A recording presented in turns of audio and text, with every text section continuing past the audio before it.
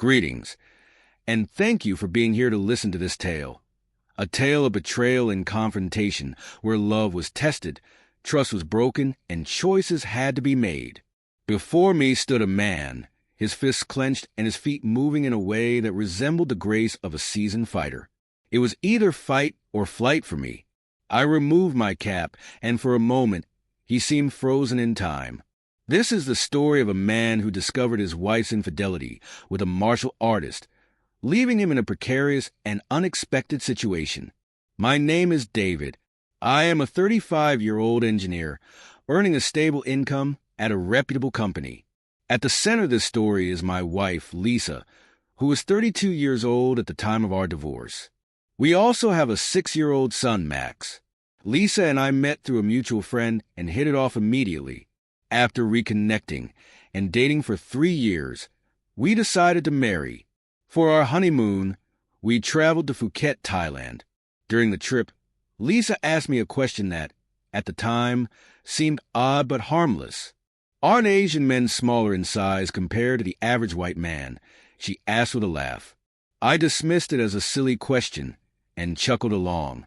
Lisa had always been passionate about fitness. She was a regular at the gym and was determined to maintain her health. When she was pregnant with Max, I took special care of her. I cooked for her, ensured she was comfortable, and followed every piece of advice my mother gave me to ensure a happy, healthy pregnancy. Once Max was born, I threw myself into work even harder, knowing that our growing family needed financial security. When Max turned 5, Lisa decided to return to the gym to shed the weight she had gained during her pregnancy. This marked the turning point in our lives. In just 2 months, Lisa lost nearly 20 pounds. I was amazed by her transformation, but had no idea just how significant her weight loss was. Curious, I asked her about the secret to her success. It's because of martial arts, she said with a proud smile. Motivated, I decided to return to the gym as well. Over the next few months, I worked hard and saw some physical improvement. But unlike Lisa, I struggled to lose weight. One evening, I asked if I could join her training sessions. She seemed surprised and quickly told me that her group was full, and they weren't accepting new trainees. Her response caught me off guard, but I chose not to dwell on it. A few days later, as I prepared to leave work, the receptionist stopped me. "Someone was here asking for you," she said. "Did they leave a message?" I asked. "No, but he was an Asian man with a neck tattoo," she replied. I didn't know anyone who matched that description, so I dismissed it as a misunderstanding. The next day, Lisa brought up the idea of attending a Muay Thai boxing match. She revealed that she had front row tickets, and I was stunned. "How did you manage to get such great seats?" I asked. "My trainer is competing," she said casually. Intrigued, I agreed to go. I had never seen a live Muay Thai match before, and the idea of watching one up close was exciting. The night of the event, the energy in the arena was electric. After watching a few bouts, it was finally time for Lisa's trainer to step into the ring. The fight was in the 150-pound weight class, and as the fighters entered the arena, I noticed that both fighters in the ring had tattoos on their necks. It struck me as an odd coincidence that someone with such a tattoo had shown up at my workplace recently. I chuckled to myself at the absurdity of it. Within 15 seconds of the bell ringing, Lisa's trainer knocked out his opponent. It was a completely one-sided match, and the victor reveled in the glory of his win. I stepped away to get some air, and from a distance, I saw Lisa embrace the fighter. When I returned, I couldn't shake the unease I felt. However, I rationalized it, thinking she hugged him simply because he was her trainer. Such gestures might be common in their circle. On the way home, I asked her about it. She explained that it was just a quick embrace to congratulate him, and seemed annoyed at my questioning. That night, Lisa barely spoke to me. She was overjoyed about her trainer's win, but upset that I had ruined her mood by questioning her actions. I apologized, hoping to make amends. The next morning, I woke up to find the bed empty. Searching for her, I found Lisa in the kitchen, standing naked and holding her phone. It was on the table, and she appeared to be video chatting with someone.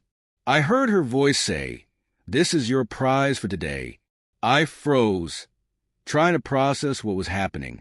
Approaching her, I picked up the phone to see what was going on. It turned out she was recording a video but hadn't sent it yet. Before I could dig deeper, she smiled and said she was preparing a special breakfast to make up for our disagreement. Distracted, I let my suspicions slide and embraced the moment. In a whirlwind of emotions, I lifted her onto the kitchen counter and ensured she experienced a passionate reconciliation. Breathless and smiling, she collapsed to the floor and suggested we should do this more often. I foolishly believed her words and let my doubts fade. The next day, I felt rejuvenated and headed to the gym. I worked out intensely, wearing a hoodie and a beanie due to the chilly weather. After finishing, I headed to my car, only to notice someone approaching me. The man was about 5 feet 7 inches and moved with deliberate confidence. As he got closer, I recognized him. It was Lisa's trainer. When he reached me, he spoke without hesitation. "I love your wife," he said. "I make love to her twice a day. My scent is on her when she returns home to you. From now on, you will not touch her. Leave her immediately." His words hit me like a sledgehammer. I stood there, stunned and struggling to process what he had just said. 2 of my gym buddies approached, noticing the tension, but I held up a hand, signaling them to stay back. I confronted him, demanding clarity. His response was unapologetic. "Lisa belongs to me. I am the only man she wants."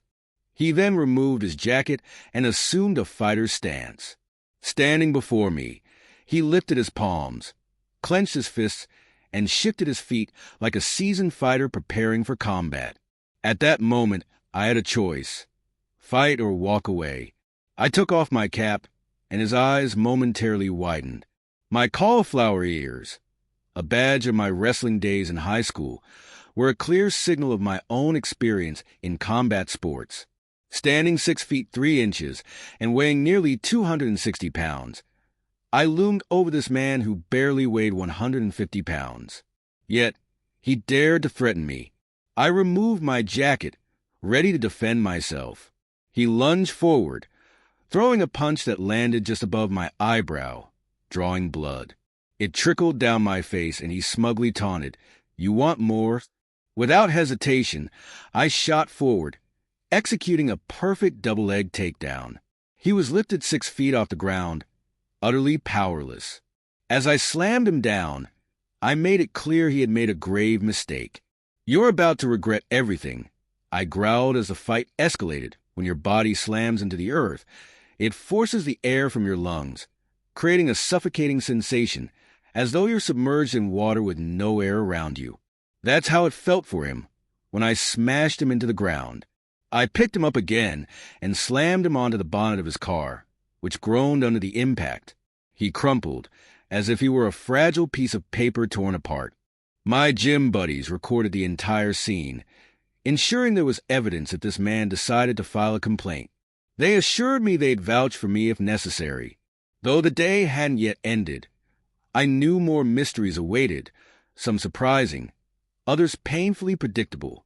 When I got home, I poured myself a glass of water to calm my nerves. As I processed what had just happened, a friend sent me a video. With a strange mix of anticipation and dread, I called Kathy to join me in the living room. Sitting her down, I said with a wry smile, "I have something to show you." Handing her my phone, I played the video. Her expression shifted in an instant, from carefree to terrified. Tears welled up in her eyes as she cried, "Why did you beat him up?" I looked at her, my voice cold. "Why did you sleep with him?" She froze, her face pale. I repeated the exact words her trainer had used when confronting me earlier. Kathy broke down, sobbing uncontrollably, and admitted everything. "I was curious," she stammered. "At first, it was just harmless flirting. One day during training, I accidentally kicked him there. I went to apologize afterward, and he teased me about it. One thing led to another. She admitted it had become a regular affair. Yet, through her tears, she professed her love for me. You're the only one I truly love, she pleaded. It was just physical. It didn't mean anything. Her words cut deeper than a knife. I remained silent, seething with anger and betrayal. Without a word, I picked up my phone and called her mother. As I relayed everything, Kathy screamed at me to stop. Her mother burst into tears on the other end of the line, devastated by the news. Kathy shouted, "Why did you tell my mother?" I replied with the same bitter sarcasm she had used earlier. "Think of it as a joke, Kathy." She continued yelling, but her voice became a blur. I stared at her, my mind numb. When I finally spoke, my voice was calm but resolute. "Get out, find a lawyer, and start negotiating." She dropped to her knees, begging me to reconsider. "Think about our son," she pleaded. "A divorce will destroy his life." I looked at her, unflinching. "Did you think about our son while you were screwing your fighter?" Her tears intensified, but I wasn't moved. I told her I'd be filing a complaint against her trainer, ensuring his career would be ruined. "Maybe he'll take you back to Thailand. Pack your things and leave. Don't wake our son. Be gone by the time I return." As I left, I called her mother again, informing her I was moving forward with the divorce. When I returned home, Kathy was gone and our son was still asleep. The sight of him, so peaceful and unaware of the storm around him, broke me. I crumpled to the floor beside his bed, tears streaming down my face. The next morning I met with my lawyer, sharing the video and detailing everything. He assured me he'd fight for custody of my son. I also filed a complaint with Kathy's gym, which resulted in the trainer's dismissal and a ban from future competitions. The footage of our fight, however, had gone viral in underground circles. It was a bitter reminder of the humiliation and betrayal I'd endured. Despite the legal battles, the court awarded Kathy custody of our son. I was left heartbroken, forced to pay alimony and child support, and had to give up my home. The weight of her betrayal and my shattered life suffocated me. Though I wanted to leave the city and start fresh, I stayed for my son. He's my anchor, the one reason I endure seeing Kathy regularly. But every interaction with her is a painful reminder of what I've lost. What should I do? I feel trapped, unable to move forward or envision a new partnership.